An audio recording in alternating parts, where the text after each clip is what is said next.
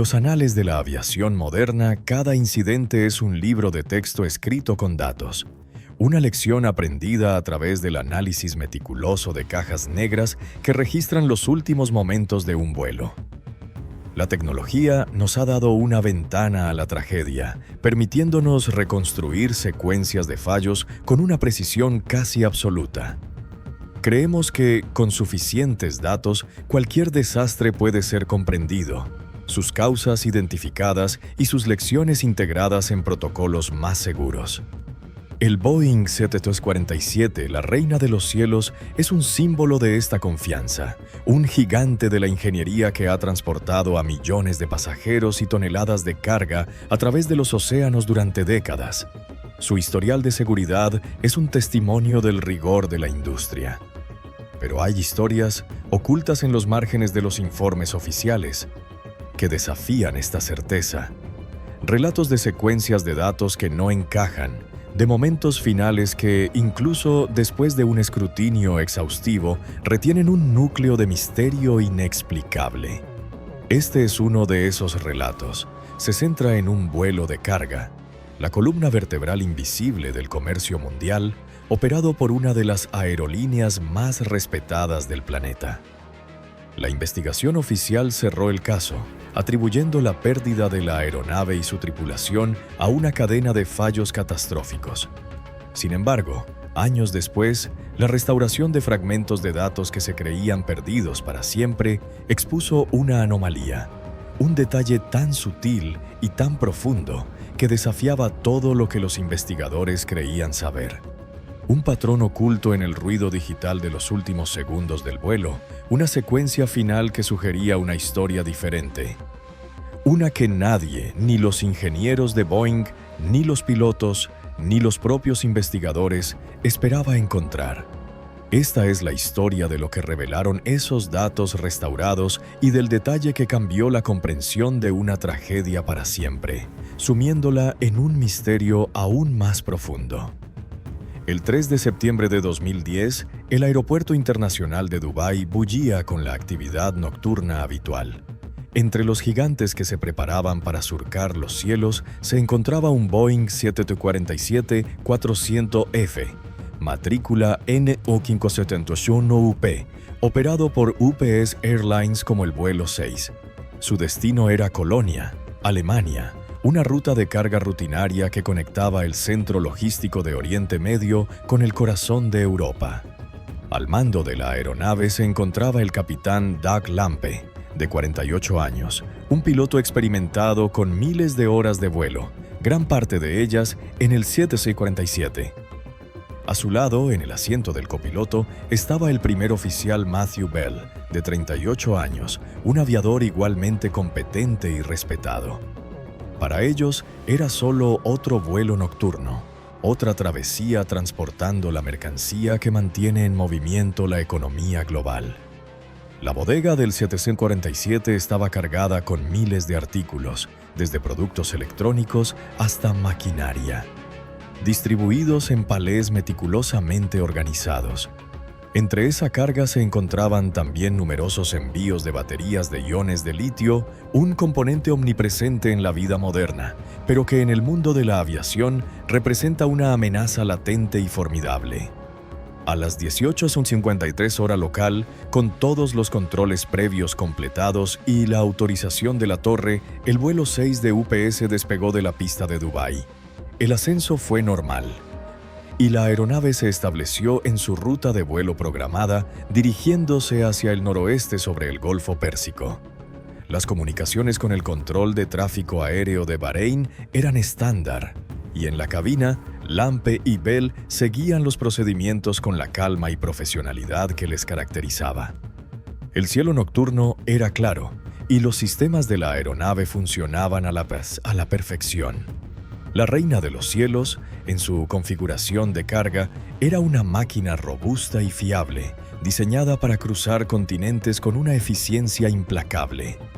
Nadie a bordo ni en tierra tenía motivos para sospechar que, en cuestión de minutos, una catástrofe silenciosa comenzaría a desarrollarse en las profundidades de la bodega de carga, una emergencia que pondría a prueba los límites de la resistencia humana y de la propia aeronave. El vuelo 6 se convertiría en un caso de estudio, pero no solo por las razones que el informe oficial documentaría.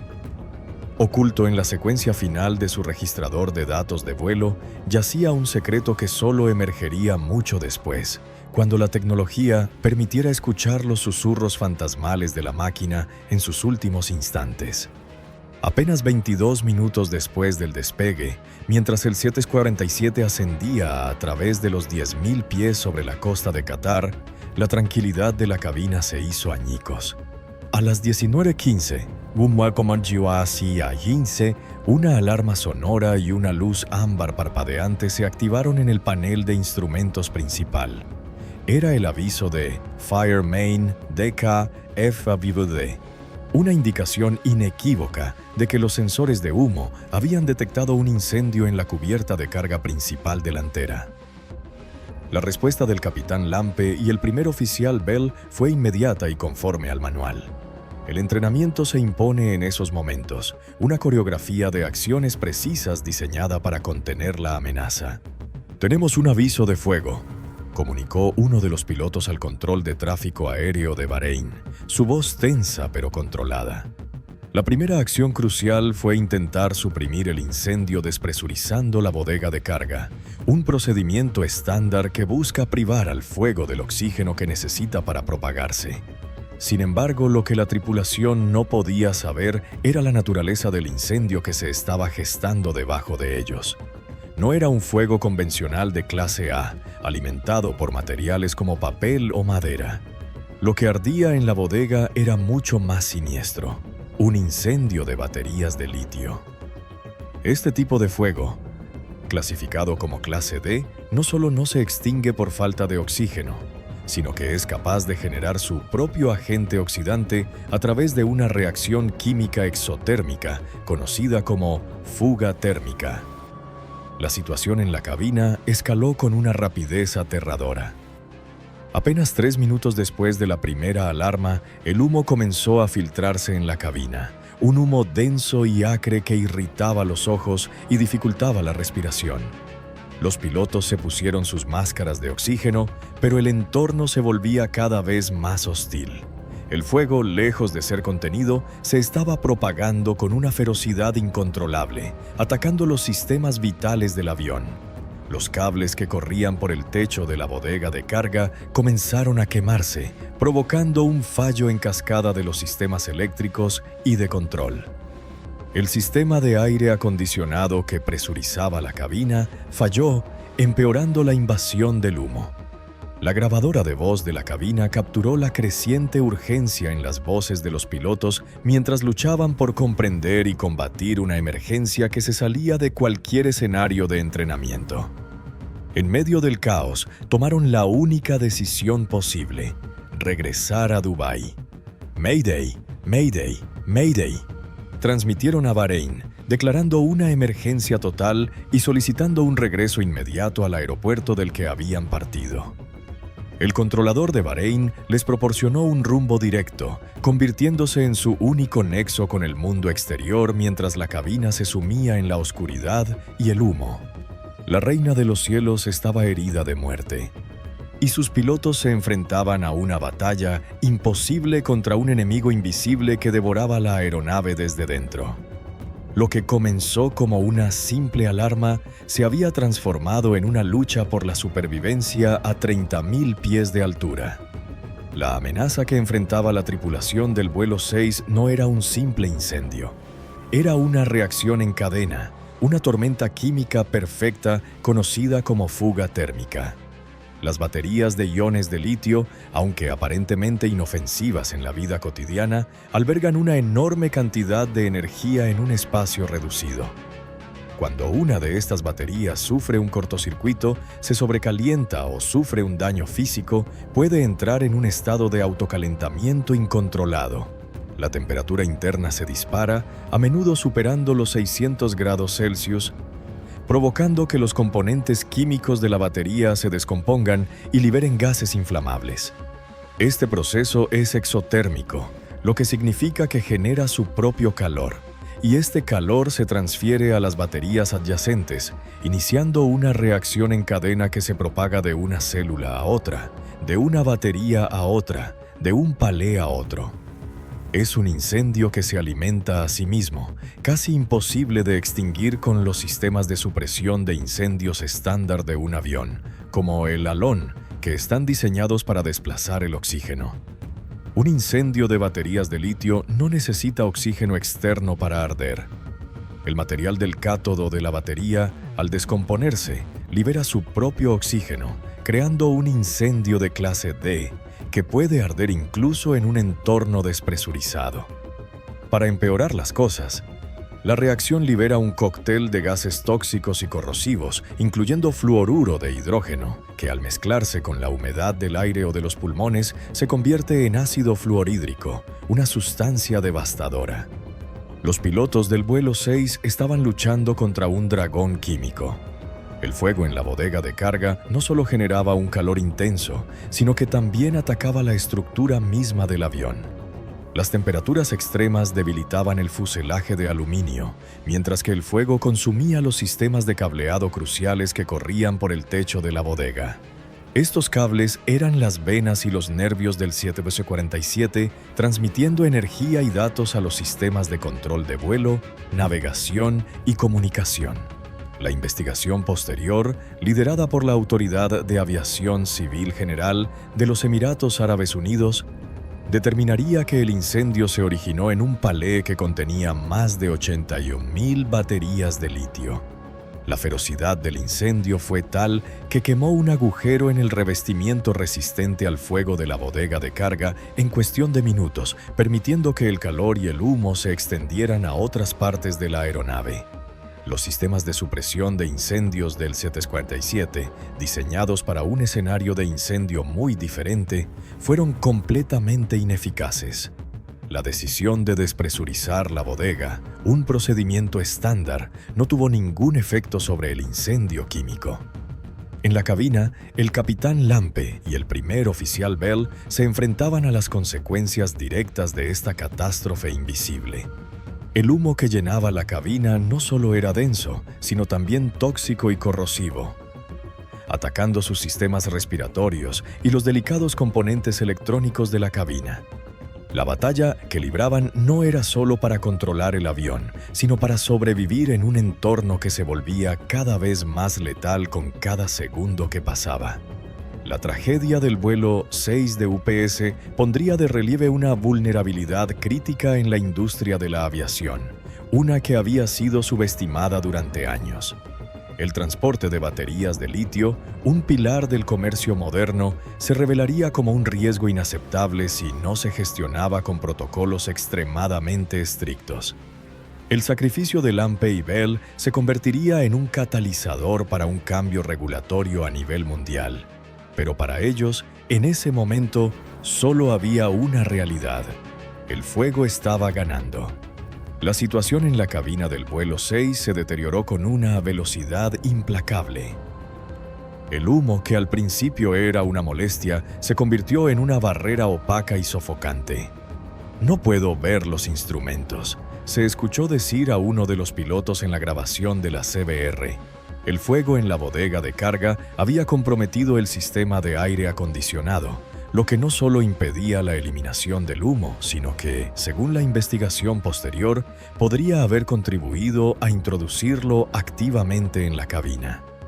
La lucha por la visibilidad se convirtió en una de las batallas más críticas.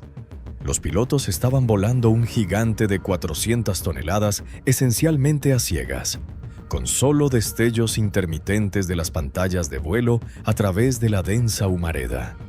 Simultáneamente, el ataque del fuego a los sistemas eléctricos provocó un fallo sistémico. El piloto automático se desconectó, obligando a los pilotos a volar manualmente una aeronave que se volvía cada vez más inestable. Los sistemas de comunicación también empezaron a fallar, haciendo que las transmisiones con el control de tráfico aéreo de Bahrein fueran intermitentes y llenas de estática. Pero el golpe más devastador estaba por llegar. En medio del caos, el sistema de oxígeno del capitán Lampe falló.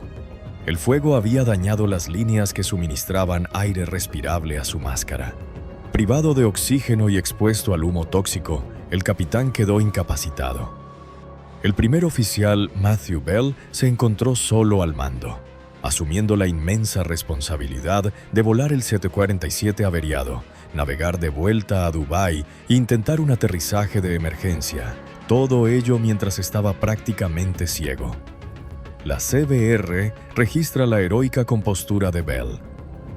A pesar de la situación desesperada, su comunicación con el ATC de Bahrein, aunque dificultosa, fue un ejemplo de profesionalismo bajo una presión inimaginable.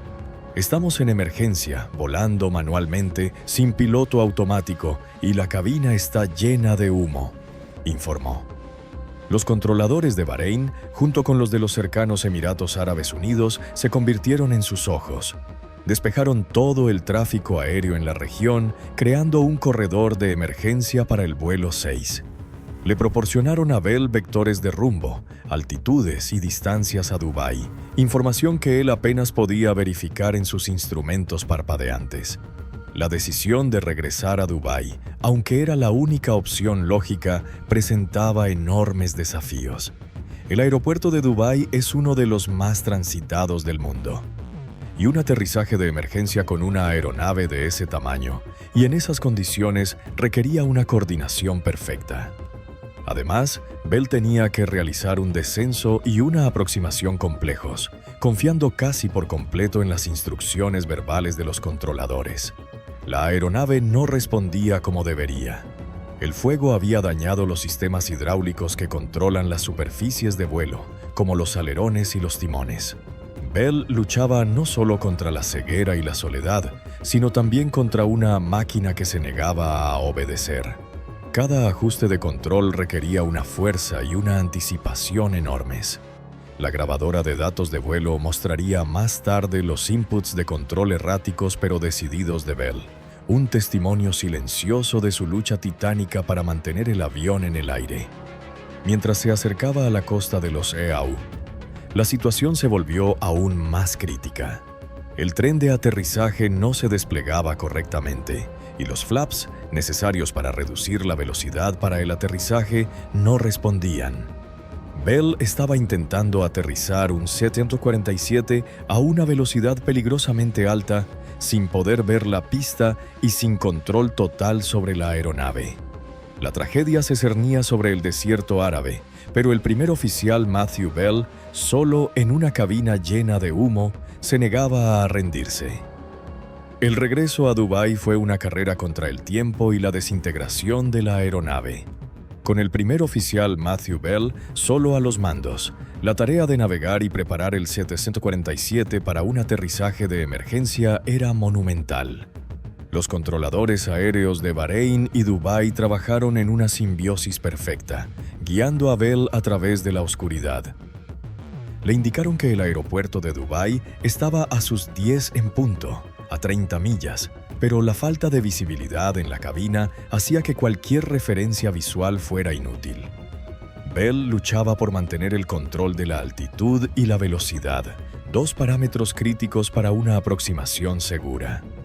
El registrador de datos de vuelo registraría más tarde oscilaciones salvajes, el avión subiendo y bajando mientras Bell, sin referencias visuales claras y con controles de vuelo degradados, intentaba estabilizar la trayectoria de descenso.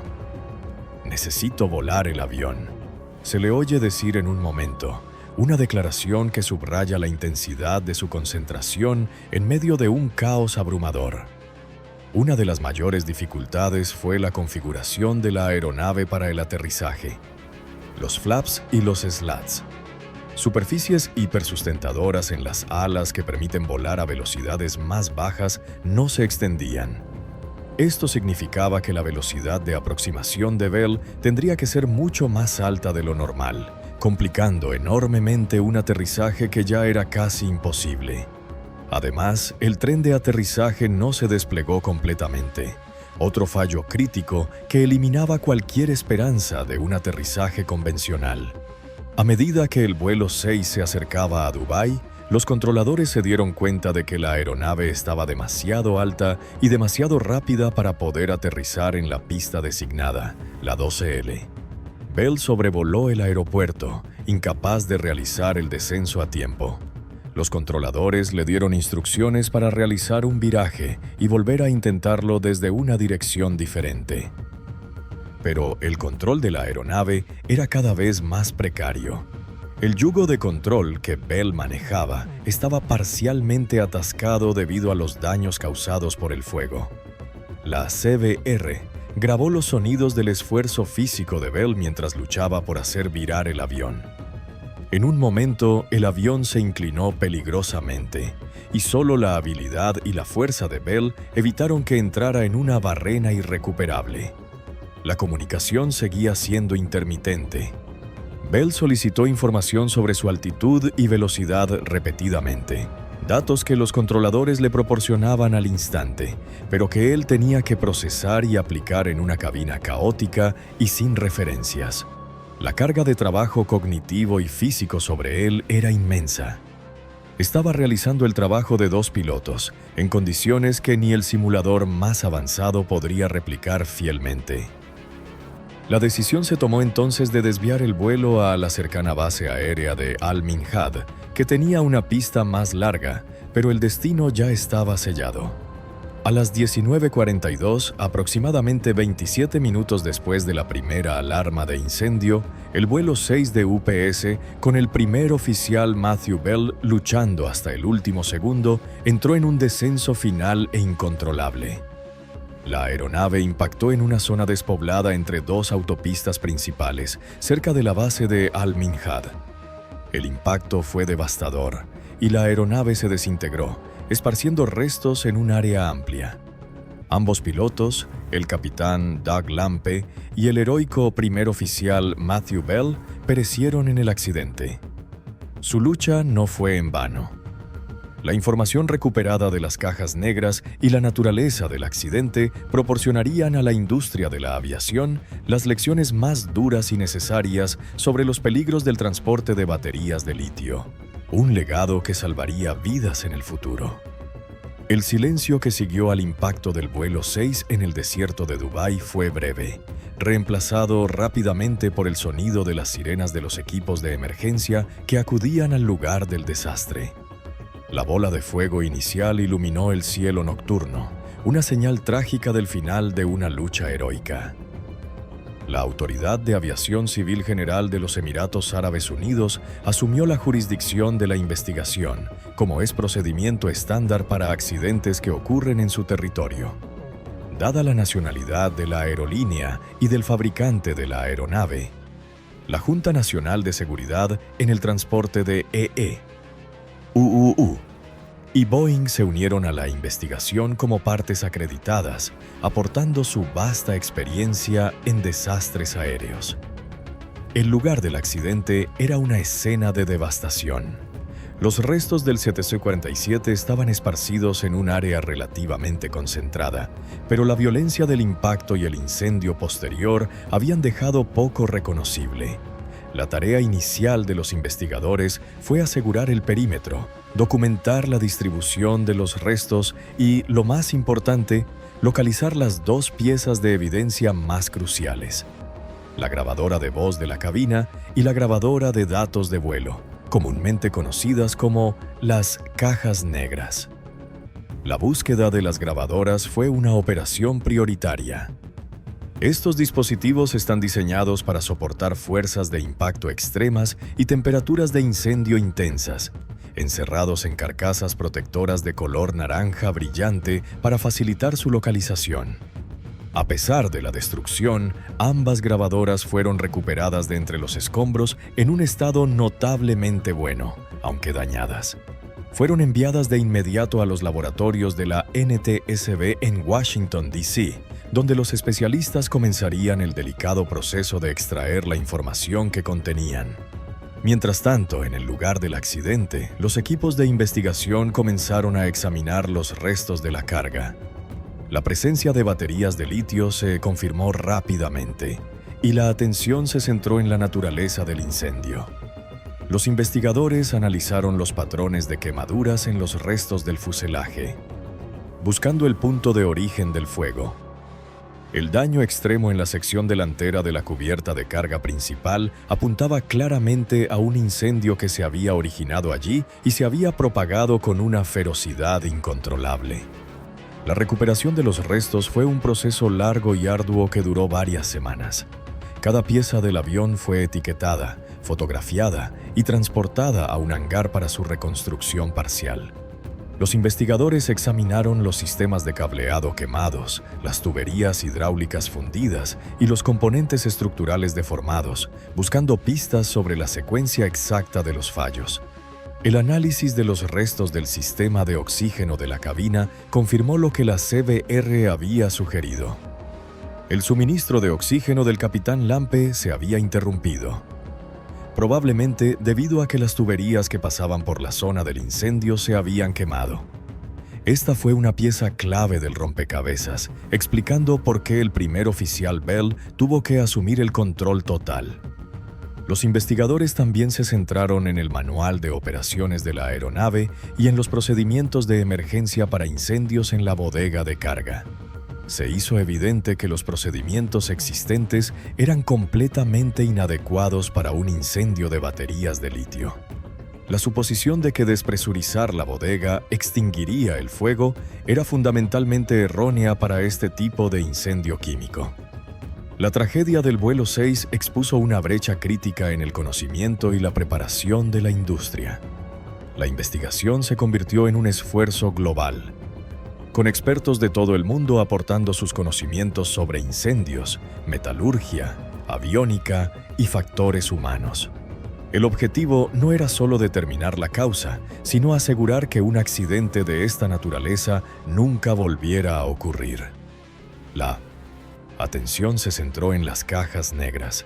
La información que contenían sería la clave para desbloquear la secuencia precisa de eventos y honrar el sacrificio de los pilotos al convertir su tragedia en lecciones de seguridad duraderas. En los laboratorios de la NTSB, los especialistas trabajaron meticulosamente para descargar los datos de las dañadas cajas negras. El registrador de datos de vuelo, que registra cientos de parámetros de vuelo por segundo, desde la posición de las superficies de control hasta el estado de los motores y sistemas, proporcionó una cronología técnica impecable. Los datos confirmaron la secuencia de alarmas, los fallos de los sistemas eléctricos y de control, y las enormes dificultades que enfrentó el primer oficial Bell para controlar la aeronave.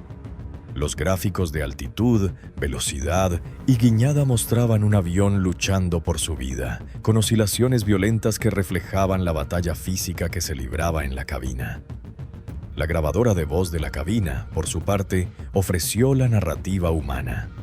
Las grabaciones de las voces de los pilotos, los sonidos de las alarmas y las comunicaciones con el ATC pintaron un cuadro vívido y desgarrador de la crisis.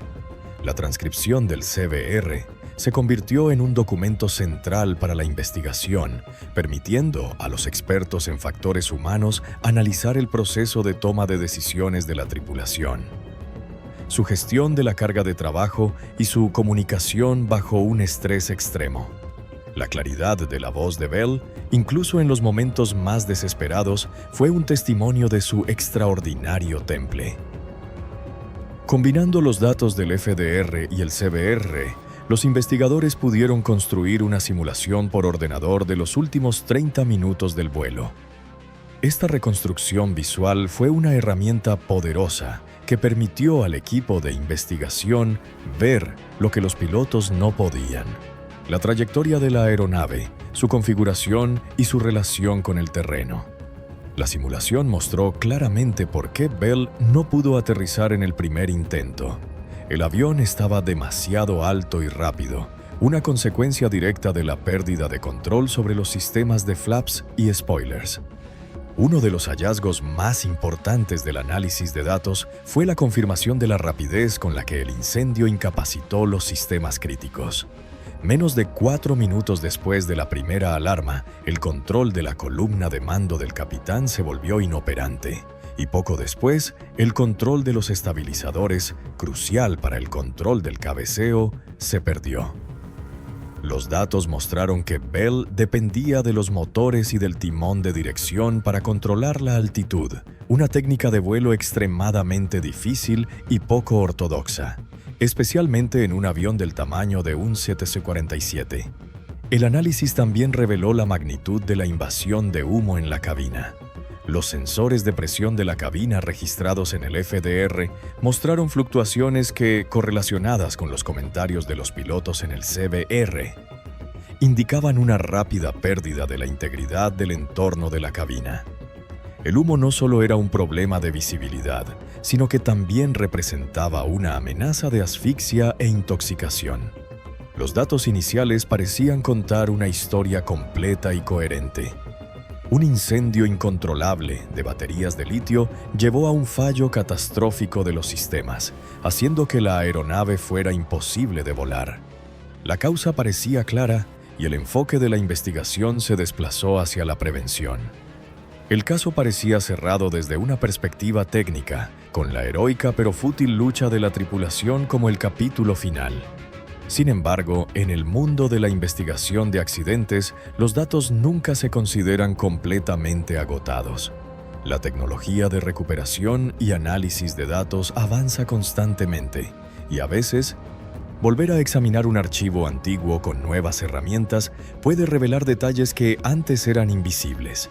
Y en el caso del vuelo 6 de UPS, un detalle así, enterrado en el ruido de los últimos y caóticos segundos de la grabación del FDR, esperaba pacientemente a ser descubierto.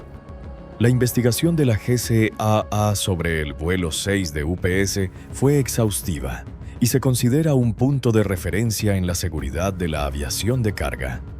El informe final, publicado en 2013, identificó como causa probable el incendio incontrolado de la carga, que se originó a partir de un envío de baterías de litio, lo que provocó la pérdida de los sistemas de control de vuelo y en última instancia hizo que la aeronave fuera incontrolable.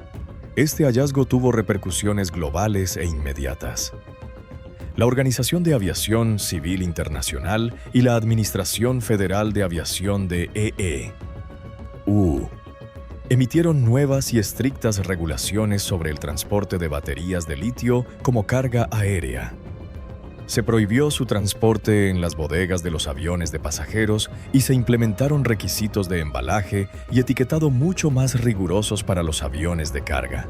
Se desarrollaron nuevas bolsas de contención de incendios y se mejoraron los sistemas de detección y supresión de incendios en las bodegas de carga, aunque la extinción de un incendio de fuga térmica sigue siendo un desafío formidable. Además, la investigación destacó la importancia crítica de tener visibilidad en la cabina durante una emergencia de humo. A raíz del accidente, la FAA emitió una directiva que exigía la instalación de gafas de humo con sistemas de visión mejorada en ciertos aviones, permitiendo a los pilotos ver sus instrumentos a través del humo denso.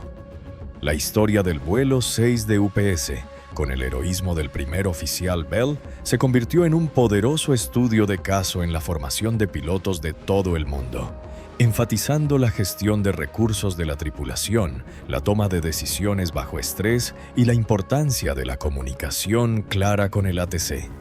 El informe de la GCAA, con sus más de 300 páginas de análisis técnico detallado, parecía haber dicho la última palabra sobre el accidente. La secuencia de eventos estaba clara, la causa raíz identificada y las lecciones aprendidas. El caso fue archivado. Un capítulo trágico pero cerrado en la historia de la aviación. Sin embargo, la ciencia de la recuperación de datos no se detiene. Años después del informe final, un equipo de especialistas en una instalación de investigación privada no afiliada a la investigación oficial estaba desarrollando una nueva técnica de análisis forense digital. Su método, que utilizaba algoritmos de aprendizaje automático y análisis de señales de alta resolución, era capaz de reconstruir datos de secciones de memoria magnética que antes se consideraban demasiado dañadas o corruptas para ser legibles, esencialmente escuchando los ecos magnéticos más débiles en la cinta de grabación. Como caso de prueba para su nueva tecnología, el equipo obtuvo una copia de los datos brutos del FDR del vuelo 6 de UPS. Su objetivo no era reabrir la investigación, sino demostrar la potencia de su software utilizando un conjunto de datos complejo y del mundo real. Se centraron en los últimos segundos de la grabación, un tramo que el informe oficial había descrito como lleno de datos erráticos e inutilizables debido a los extensos daños sufridos por el grabador durante el impacto. Lo que encontraron fue inesperado. Al filtrar el ruido de fondo, el algoritmo detectó un patrón repetitivo y coherente, una serie de pulsos de datos de microsegundos que no correspondían a ningún sistema conocido del 747. Estos pulsos, que ocurrían a intervalos perfectamente regulares, parecían ser una transmisión de datos, pero no de la aeronave misma. Era una señal externa, de origen desconocido, que de alguna manera se había grabado en la cinta del FDR en medio del caos del choque. La señal era débil, casi imperceptible, pero su estructura era innegablemente artificial. No era un fallo del sistema, ni una interferencia aleatoria. Era información. Los analistas, perplejos, no pudieron descifrar el contenido de la señal, pero su mera presencia planteaba una pregunta imposible. ¿Qué estaba transmitiendo una señal de datos externa y no identificada directamente al FDR de un avión que caía del cielo en sus últimos segundos? La investigación oficial nunca mencionó tal anomalía, probablemente porque la tecnología de la época no podía detectarla.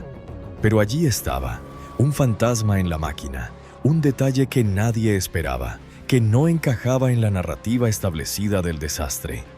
Un detalle que sugería que, en los momentos finales del vuelo 6 de UPS, podría haber habido algo más en juego, algo que la historia oficial nunca llegó a contar.